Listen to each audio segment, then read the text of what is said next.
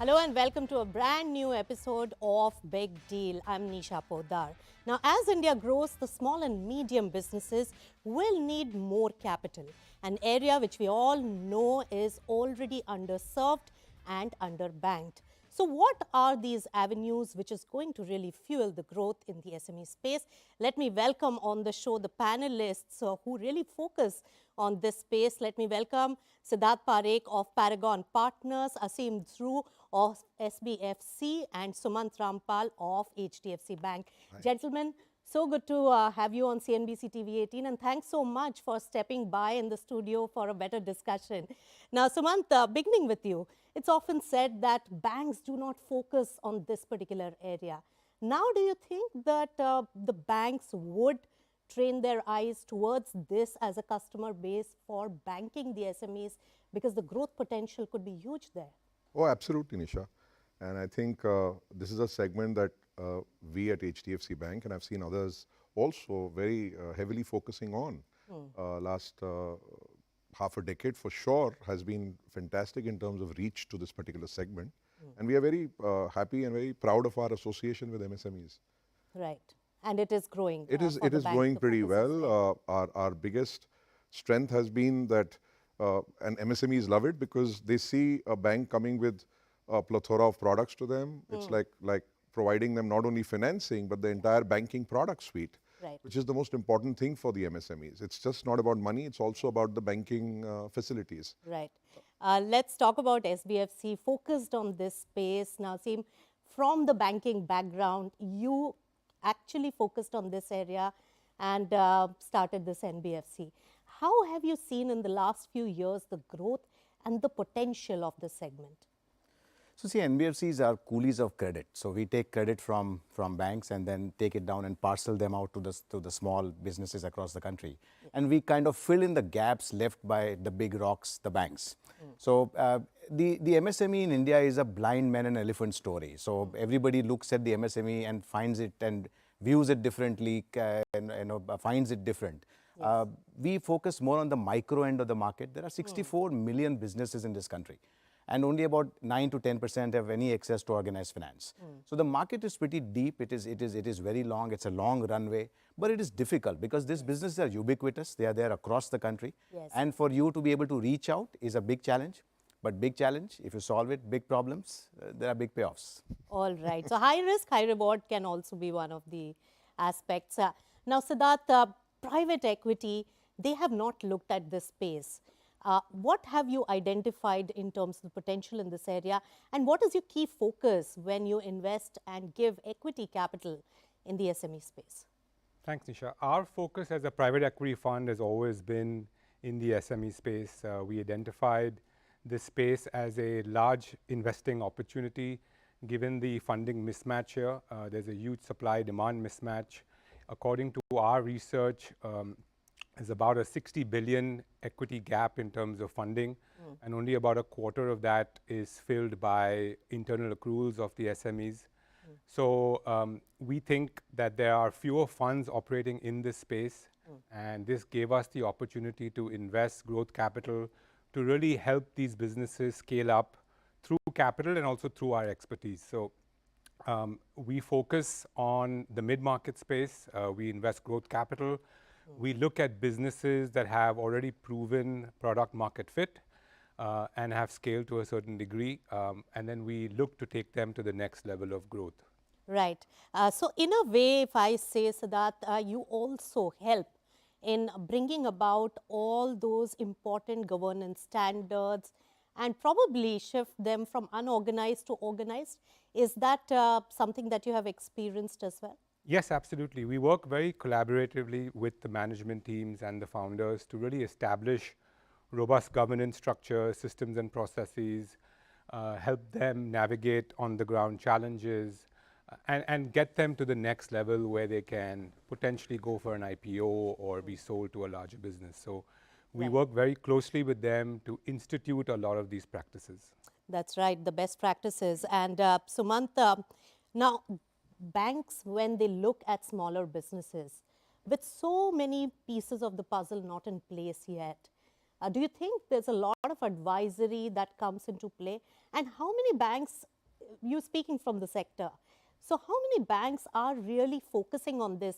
Because your cost of customer acquisition also becomes very high. Yes. So what is it that that's in favor of the banks to focus on this? See, our experience is this, that when we go and meet up with an MSME, the need of the MSME is, of course, the funding from a growth perspective. But we've also realized that most of these MSMEs also need a lot of support on basic banking, support on if they are large importers, exporters, to kind of advise them on the treasury side.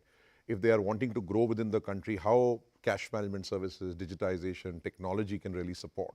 So we put a lot of energy on making sure that our customers are getting the whole suite of products from us. And that's been a great learning for us. It's been a great value add for our customers. And that's the reason the bank, HDFC Bank, today is one of the largest MSME lenders in the country. And we believe that that has been the biggest change for the MSME segment. They have been wanting money for many years, but it's only in the last few years that they've seen banks coming along and talking a lot of other things along with it. So it's been a great benefit to them. Right. So the requirement is just so much, and the gap will take a lot of time to really be filled. But Aseem, you think that these businesses and micro side of these smaller businesses is what you focus on. Do you think there are many risks attached, and especially with one person holding that business and all your risks attached to that one key man? No, absolutely. The difficult part of this is that, see, you have to understand a little bit of history of how this sector evolved. So India, we could not take our people from agriculture to industry as China and other countries have. So somewhere people willy-nilly migrated into trade and services. So we became a nation of shopkeepers and small businesses. And these are all family-run businesses. They are not really entrepreneurs. They are more self-sustaining businesses. And they are family-run. Generally, they own it. The property is also owned by them. They are businesses that use family labor in the setup. So effectively, they are very, very niche businesses, and very small businesses. They reach out into that geography neighborhood. And therefore, we emerged a wonderful market across the country where all our towns, if you see, the common factor is that they will have every street will have a kirana shop, it will have a garage, it will have a salon, it will have a cobbler, it will have a tailor, it will have all various small businesses. Yes. And the problem in this business and the challenge is that how do you differentiate between need and demand? The need is a lot, but demand is not as much, because you have to segregate the ability to repay also and the ability to establish cash flows. So the challenge of this business is that how do you establish who should you give the money to in a way in which it's going to come back. Yes. So as India has become slightly better in terms of structure of the economy, it's becoming a little easier, but still availability of documentation and availability and the possibility of sifting through these businesses to find the diamond in the haystack is the challenge. Right. Okay. So identifying the customers with lower risk, higher potential is a challenge. How do you do that, Siddharth? Of course, your category of investment is probably medium enterprises or small to medium, that category, which is slightly easier. But what are the usual challenges that you face, and is the risk much higher and therefore the rewards? Yeah, so as a fund, we are a sector agnostic fund. We look at a very bottoms-up approach in terms of our investment strategy. We invest across a few key themes like consumer, financial, healthcare, manufacturing. We are not a pure play technology investor, although we look at technology as a key enabler for our businesses and as a core part of the value proposition that they provide. We do conduct a very rigorous due diligence process similar to other funds. We look at financial, accounting, tax, legal due diligence. We spend a lot of time with the management teams and founders to really understand their accounting practices and business practices, to really evaluate their capabilities and their capabilities to grow the business. So while there is higher risk, I would say, in terms of investing in these SMEs, just given the scale and size they are at today, our work is quite extensive. We also do comprehensive reference checking on the individuals. Right. And we look at exit options. That's also a core part of our diligence in terms of what are the sources of exit for our investment down the road. Right. So there's a lot of work that goes into the due diligence to finally come to a decision for investing. All right, so lots of checks and balances, and of course, finding the key areas of growth, that is a big challenge. So, Sumant, do you think the technology has helped? Do you think they are, savvy when it comes to technology? And how is HDFC Bank strategizing probably this area? No, so we've seen a big shift in the mindset of the micro and the small and the medium enterprise, and they are adapting technology, they are adapting to the new ways. I personally feel the whole movement on the whole GST stack which has come along, and that is supported in a very big way, that the MSME has started to realize the importance of a structured way of working. That data is being used by us and other banks to kind of go out and reach out to our customers. And that is, I think, where the play is, that how can you use data? Yes. Clearly, I personally feel that there is going to be a lot of miniaturization of credit also going forward, because all of this data will be available with banks, with NBFCs, and that will be used to kind of provide credit. Right. We've seen that, we've been successful. Yes, there are those teething issues which keep coming along, where acceptance on the processes for some of these things. But I think most of the MSMEs are finding that to be a very strong, useful product stream or way of borrowing. So government is also enabling this entire ecosystem when it Absolutely. comes to data, Yeah. account aggregation, OCEN. How is that helping? So, I personally feel there's a lot of focus on this from the government. And if you really see the schemes during COVID, the whole support that was provided through the ECGLCS. Right now, the CGTMSE schemes, the AIF, which are all beautiful schemes for most of the MSMEs to go out and use that for financing. And then along with that will come data, along with that will come growth for them. So this is the right framework that is getting created. As Aseem said, that there are more than the 62 million MSMEs, and that number is actually, if you see the latest report, it's coming to 80 million. So Right. that number is just kind of growing by the day. And clearly data is only going to help, because the more they are on a structured platform, they'll be able to get access to credit, they'll be able to get access to finance.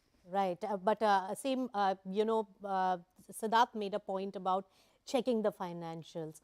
Now, when we talk about formalized economy and not so much, you deal with customers who don't even have a proper balance sheet. How do you tackle that? So see, if you first the background between GST, between demonetization, GST, UPI, and and a better tax compliance environment that's got created. See, our tax to GDP ratio has now almost touched 18%. That's at the almost at the bottom end of the OECD countries. Yes. So effectively, you can clearly see that the amount of earlier, when, for example, there's a coconut vendor on the side of the street. There is no way to assess what the turnover of that person is. Now with UPI coming in, at least 10 to 15 to 20% of the transactions, even in rural areas, is happening through UPI. So you are suddenly able to spot the opportunity in where you earlier couldn't spot at all. Yes. So earlier, if you see the history of banking in India, first they lent against only assets because they could not, and there was no cash flows to trust. The second challenge is that these businesses have a P&L, but they don't have balance sheets. And banks struggle to lend to businesses that don't have balance sheets, because banks look at debt, equity, etc. And these businesses have no equity. I mean, they have money in the business, but there is no balance sheet that they have, so formalized equity is not present. And the third is that now we are able to finance even transactions. So if you may not want to finance the customer, but checkout financing is available, when a particular transaction is happening, to finance that transaction at the point of sale, rather than trying to finance the full firm, which makes it a little safer and better for both them and us. All right. So through experience, you have spotted the areas that you can capitalize on in terms of business proposition. Siddharth, but technology is one thing that is really coming out, and more entrepreneurs have become technologically savvy. But you will agree that the VC world has really funded the small and medium enterprises when it comes to the new age sectors. and the technology and online driven sectors. So that in some way has bridged the gap for the SME lending or capitalizing. What do you have to say about that? No, that's true, Nisha. While there's been a lot of capital that has gone into software development and SaaS businesses, for example, the older economy businesses are also benefiting by leveraging this technology. Yes. What we're looking at is to fund businesses in old economy sectors like Yes. manufacturing, Yes. like healthcare, that are leveraging these softwares, these technology Yes. to really streamline their operations, to improve efficiencies in their business. And then that leads to obviously a better value proposition to their customers. So technology enablement is happening across sectors. Right. And we are identifying companies that are using technology effectively to improve their businesses. That's right. The entire chain gets the benefit. That's what you're trying to say. And that definitely is one important point. But with that, hold on to your thoughts. We'll discuss much more, and especially the risks, unsecured loan, collaterals. Is this a big worry, especially when you want to capitalize smaller businesses? So we'll slip into a short breather and come back for more discussion on SME funding. Stay tuned.